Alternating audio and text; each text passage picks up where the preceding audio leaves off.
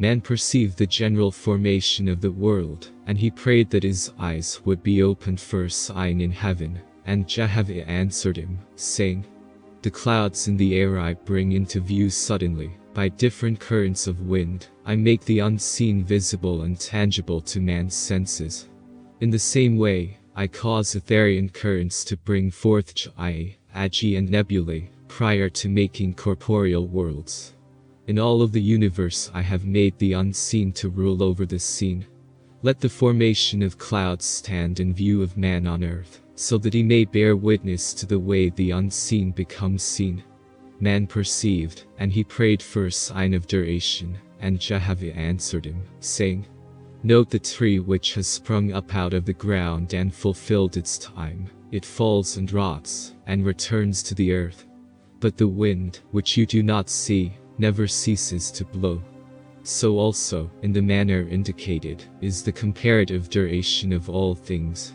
Do not think, O man, that corporeal things are annihilated because they disappear. For as a drop of water evaporates and rises in the air as unseen vapor, so do all corporeal things, even earth, stones, gold, silver and lead, become as nothing, loss of corporeality, in the firmament of heaven in course of time.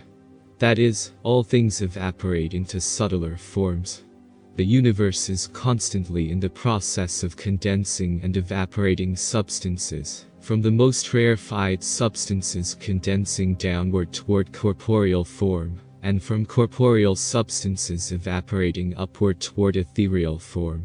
Things that man sees, I created with a beginning and an end, but the unseen I made of endless duration. I made the corporeal man belonging to the seen, but the spiritual man I made as one within the unseen, and everlasting.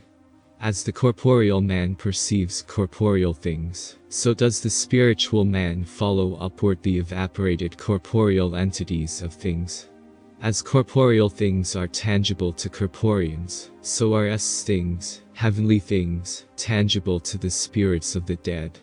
As I cause water to rise upward as vapor, and take a place in the air above, let it be a sign and testimony of other places, plateaus, in atmospheria where the spirits of the lower heaven dwell. As I made a limit to the ascent of clouds, so I made a limit to the places of the different kinds of substances in atmospheria, the more subtle and potent to the rim, and the more dense and impotent nearer to the earth. According to the condition of these different plateaus in atmospheria, whether they are near the earth or high above, so shall the spirit of man take its place in the first heaven, atmospheria. According to his diet, desires and behavior, so shall he dwell in spirit on the plateau to which he has adapted himself during his earth life. For I made the power of attraction manifest, apparent, in all things before man's eyes, so that he might not err. So that like would attract like, I made them. Man sought to know the progress of things. Jehovih answered him, saying, "Open your eyes, O man. There is a time of childhood, a time of propagation, a time of old age, and a time of death to all men. It is likewise with all the corporeal worlds I have created. First as vapor the vortex carries it forth, and as it condenses, its friction engenders heat, and it is molten, becoming as a globe of fire in heaven. Then it takes its place as a newly born world, and I set it in the orbit prepared for it. In the next stage I bring it into semu, commingled earth, air, water, heat and thick atmospheria, for it is ripe for the bringing forth of living creatures. And I bestow the vegetable and animal kingdoms. Next it enters Hadu, barrenness, for it is past the age of begetting, generating new life forms, even as the living who are advanced in years. Next it enters Adu, death, and nothing can generate upon it. Then comes Uz, and it is spirited away into unseen realms. Thus I create and dissipate planets, suns, moons and stars. My examples are before all men. My witnesses are without number. I raise the tree up out of the ground. I give it a time to bring forth fruit, followed by a time of barrenness, then comes death and finally dissolution.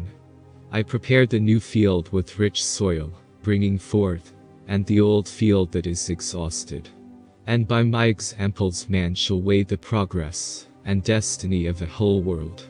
Let no man marvel, because of the size of the mammoth and the ichthyosaurus, dinosaur, for there was a time for them as there is a time for the infusoria, microscopic life forms, of this day. I have given you a sign, O man, in the queen of the honeybee. Because of the change of the cell, she comes forth a queen, even from the same kind of germ, rudimentary form, as the other bees. Be wise, therefore, and remember that the earth is not in the place of the firmament of old. Let this be a testimony to you of the growth, change and travail, labor pains, of the earth. Nevertheless, O man, the seen and the unseen are only parts of my person. I am the unity of the whole.